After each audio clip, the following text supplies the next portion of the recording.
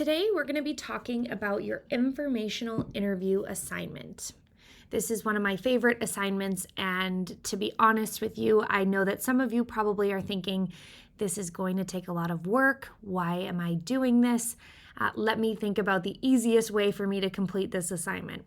And while I understand your thoughts, I want to challenge you to take a step back and think about what we're going to talk about and why it's important for you to really take this assignment seriously. You do have the option to select people that may be easier or more attainable to secure an interview with, but I really want to challenge you to aim big and shoot for the stars, because this is your one opportunity as a student to say, I have an assignment and I'm asked to reach out to you to understand your business, your role, your company, your industry. And so I think you can really have a good reason to start to build a strong network with people you wouldn't usually reach out to. So I challenge you as you listen to this lecture just to think about who is a stretch goal for you, who's somebody who may be a little bit more difficult to organize an interview with, but if you did get the chance to interview them, you would feel as though it was a huge benefit to your career and to the future of your potential, journey in a career as well. So let's talk about what this assignment entails. You're going to complete 2 informational interviews, 2 of them. They have to be completed by the date of the assignment due date.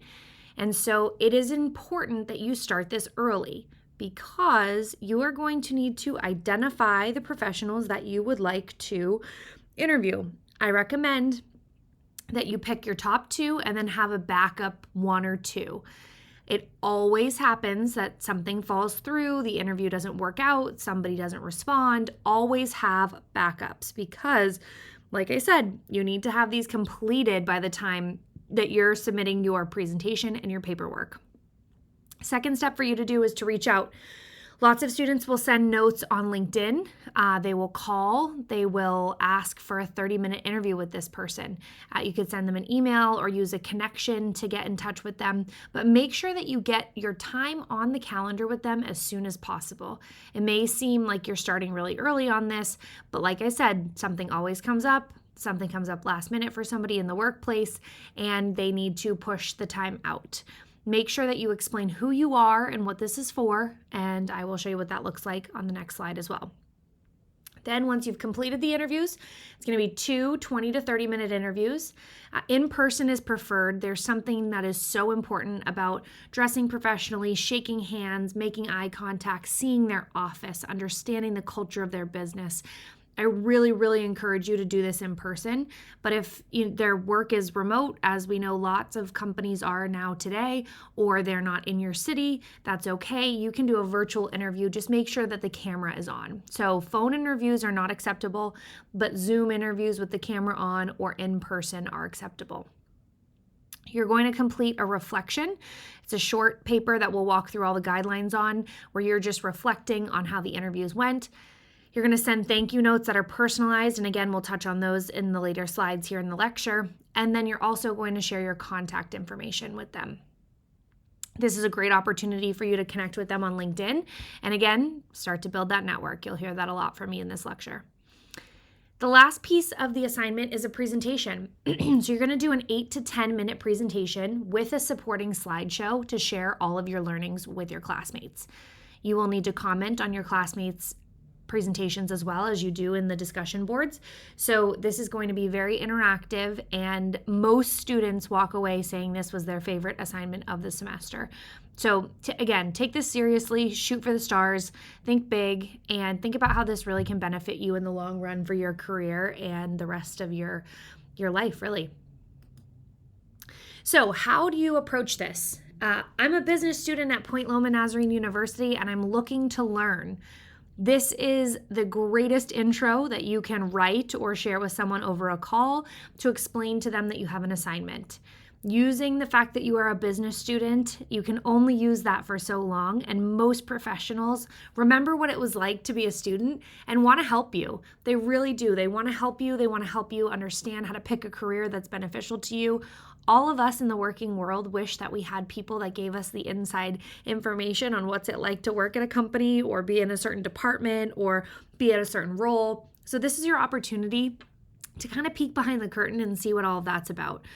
So I encourage you, when you're reaching out to these folks, say, hey, I'm a business student at Point Loma. I'm looking to learn about your role. I'm looking to learn about your company. I'm looking to learn about this industry. And I'm hoping to borrow 30 minutes of your time where I can understand, ask a few questions, and then, we can go from there. I really would appreciate your time. All right. So what is an informational interview?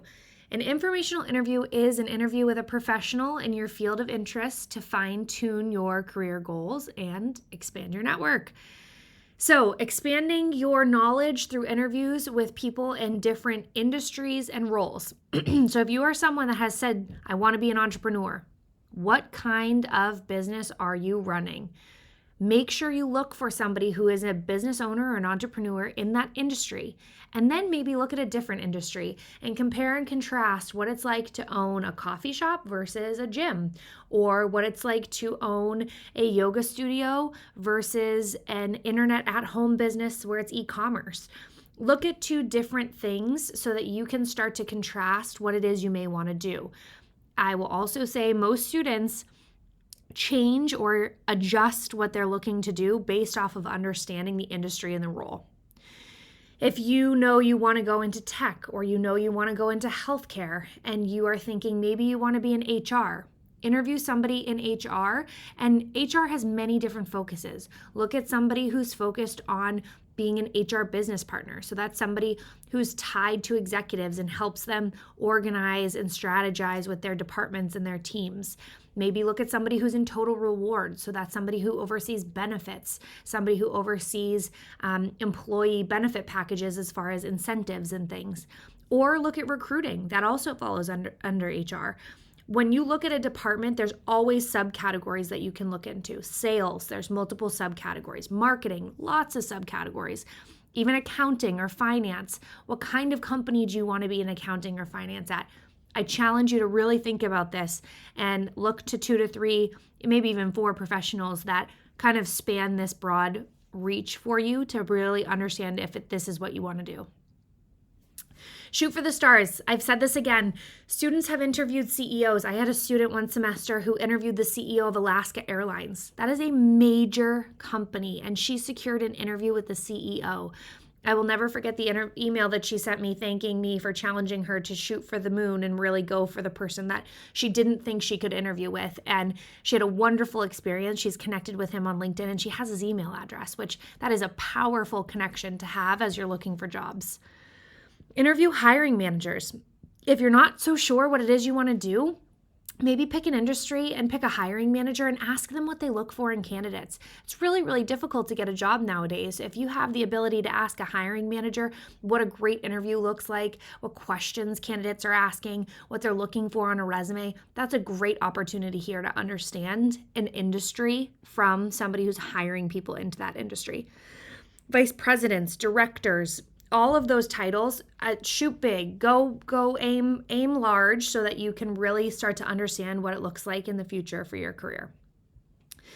The one thing you cannot do is you cannot interview family, no friends, and no Point Loma staff or your current employers. So again, this is not a time for you to interview your grandfather or your aunt. This is time for you to really think outside the box, expand your mind, and find somebody that is totally net new to you to interview. Okay, so before the interview, a few things that you're going to do. First is you're going to research the company. What does the company do? Where are they located? What departments do they have at the company? What's their product or their service that they're providing? Who's their target customer?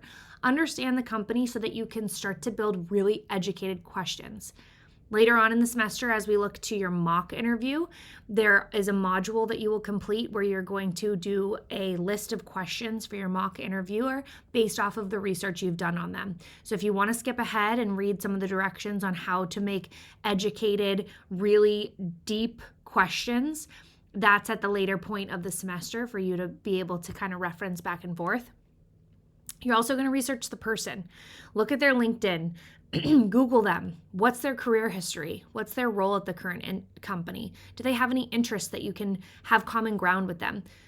This is also practice for you to just have a natural conversation with somebody. So understand who they are so that you can feel really comfortable, and it's not you pestering them with a bunch of questions, but you're also there to have an enjoyable conversation with them for 30 minutes.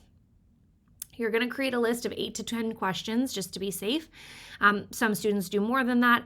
I would not recommend doing any less than 10. 10 typically will fill 30 minutes as long as you're doing the right structure with your interview, which we'll get to next.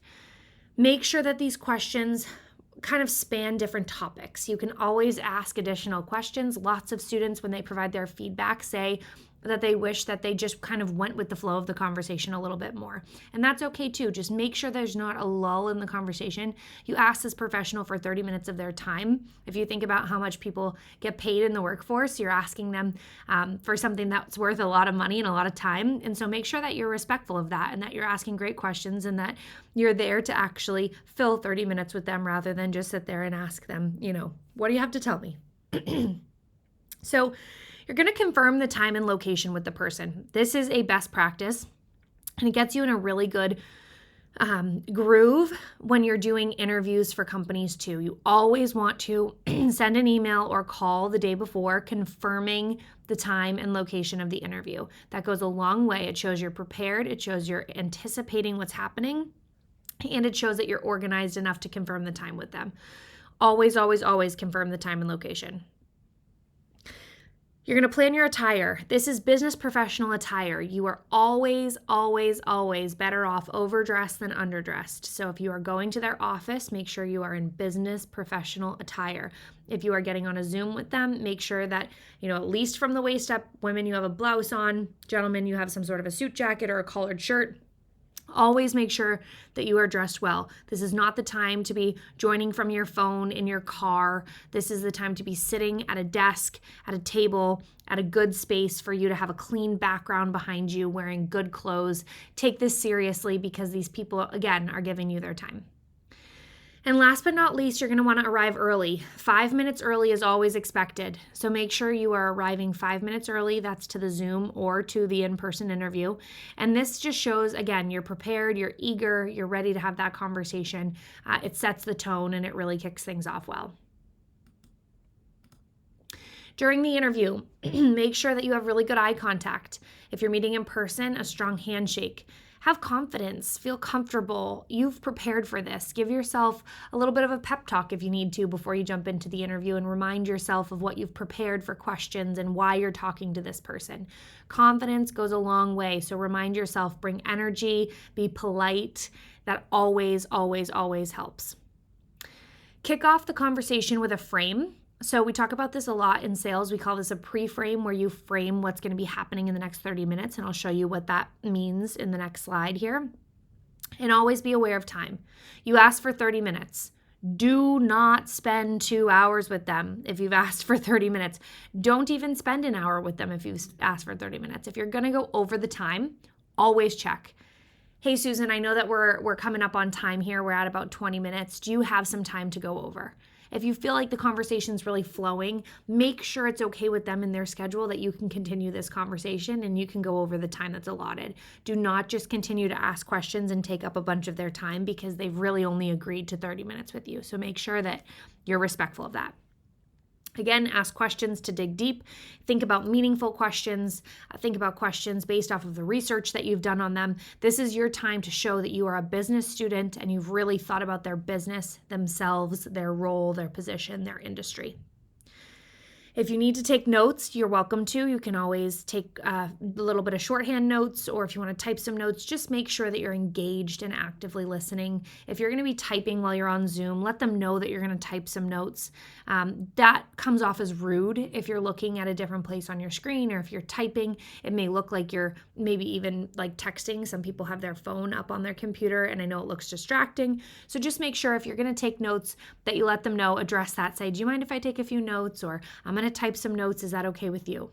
And then lastly, make sure that if you're in person, you get their business card or their LinkedIn profile and their email. So you're going to need their email to send a thank you, which we'll cover at the end of this lecture. And then you want to connect with them on LinkedIn because you spent 30 minutes with this person, and this is the perfect opportunity for you to, again, build your network and make sure that you are staying in touch with them. Okay, so let's talk about framing the interview. So you're going to take, 30 seconds to 2 minutes, just depending on how much you want to really frame this conversation, and set your expectations. So what you always want to do when you're framing a conversation, thank them for their time, confirm the time that you've allotted with them, set expectations as far as what you're going to cover and what you're going to talk about, and then confirm that they're in agreement and in alignment with what you've just set for expectations. So, what does that look like? Thank you for taking the time to meet with me today, Greg. I know we have 30 minutes set aside, which I really appreciate. My hope today was to ask you a few questions to learn about your role and the company to help me shape some of my career goals. I'm happy to answer any questions that you may have for me as well. Does that work for you? This is very simple. Write this down, practice this. This sets the tone, again, that you've come prepared, that you're respecting their time, and that you have clear expectations going into the conversation. What you've said to this person now is, I have questions to learn about you and your role. Now they know what to expect. Obviously, when you're asking them for time for this interview, you're also giving them insight into what you're expecting from the conversation, but it's always good when you kick things off to start with a frame. This is 3.0, 4.0 level of interviewing, and this is really what's going to set you apart. So make sure that you really take this seriously. Practice a frame, practice doing this. You're going to have 2 chances with your 2 professionals to get this comfortable and make sure you're good with this, because as you're networking and as you continue your career, frames always help set the tone for a conversation. Whether it's internal at the business you're working at, if you're going to sit down with a colleague and have a conversation, a quick frame always helps. Or if it's external, that you're going to have a conversation with a customer or a prospect or a supplier maybe at a company, having a frame always helps. So practice having a frame. This is, again, a big skill that's going to set you apart. All right, and then after the interview, you're going to do a few things. Recap your notes if you took them. If you didn't take notes, make sure you jot some down, because this is going to help you as you write your reflection and as you build your PowerPoint presentation. You're going to write a thank you email note within 24 hours of the interview, which I'll get to on the next slide. And then you're also going to connect on LinkedIn and keep in touch, as I mentioned. Here we go again, building your network. So super, super important. Okay, thank you emails. There is a full lecture with examples of thank you emails later in the semester. So again, if you want to skip ahead and you want to look at that, I think it's a brief thank you email lecture that you're going to have a discussion board based around. Check that out. That also gives you, like I said, some really clear examples, but there's 4 key criteria to a thank you email. First, you have 24 hours to send that thank you email. The sooner that you send that email, the better you look. So I always get in the habit of giving myself a buffer of 15 to 20 minutes after an interview, so I can send those emails right away. Because if they get that email right after they get off the conversation with you, that makes a huge impact. So the sooner the better, but if you have to take 24 hours, that is the maximum amount of time that you have to send a thank you email. Always, always thank them for their time. Like I said, think about how much money they're making. Think about if you divide that by the 80 hours in the work week. And then think about what an hour's worth to them, or what 30 minutes is worth to them.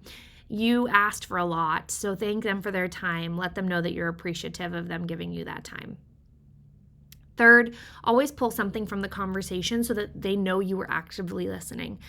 Again, there are examples on the other lecture, but I always pull something as far as a personal note that they made, as if they have children, if they have a dog, if they have a family, if they like to go surfing, if they like to go to the beach, if they love, going out for coffee. I always mention, I hope, that you have a great time at the beach this weekend. I hope that you enjoy a great cup of coffee from, a local spot that you love. Or say something about the business that you learned. I really learned from you that the industry of finance includes many options, and I'm going to dive into some of those options based off of your recommendations. Thank you. Giving them concrete pieces of the conversation really shows that you valued their time. Last but not least, make sure you add your phone number to the bottom of the email so that they know how to contact you if they need to. Obviously, they have your email because you're sending them an email. That's how that works. But if you add your phone number at the bottom, that just gives them the opportunity to reach out to you even further if they need to. All right. Let's jump into what the overall expectations are and the points that are available for this assignment. So it is 2 parts, as I mentioned.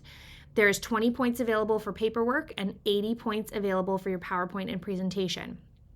What you're seeing here is the rubric for the paperwork. So this is listed on Canvas, and it is available to you in your syllabus and here in the lecture.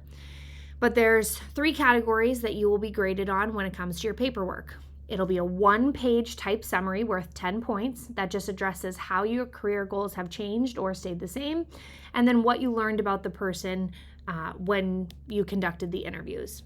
Also included here is any sort of recommendation that you have for future students to tell them about this assignment.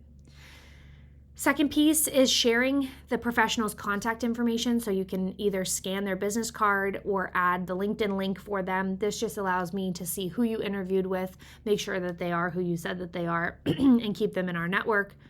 And then finally, a screenshot of that email thank you, or if you wrote a handwritten thank you note, which is the most traditional route to go, scanning that and showing me that the thank you note was sent with a stamp on it as well.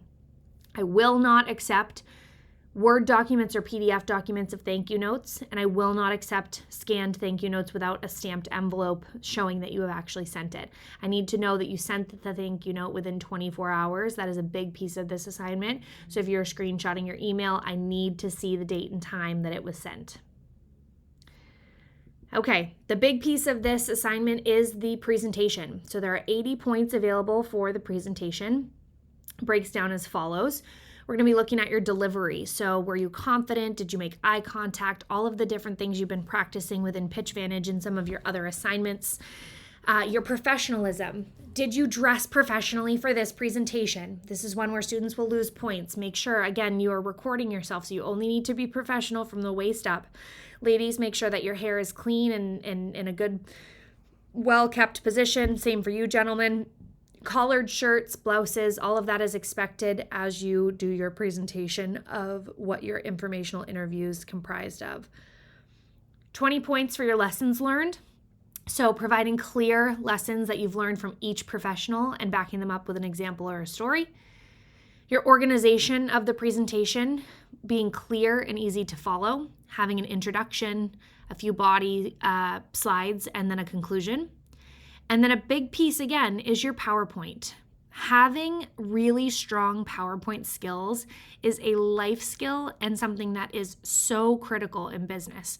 I just sat on a meeting with my chief revenue officer where he gave feedback to one of my senior directors at my company that their PowerPoints are hard to follow and not visually appealing. It is something that comes up all the time in business. So start practicing now. You need to know how to make very clear, concise, visually appealing PowerPoints. So this is one I grade very, very, very closely, and I pay attention to colors that are used, fonts that are used, sizes, the organization. Don't just slap something together in the last minute. Take pride in it and practice. Practice with animations, practice with colors. This is your chance really to build something that you're proud of.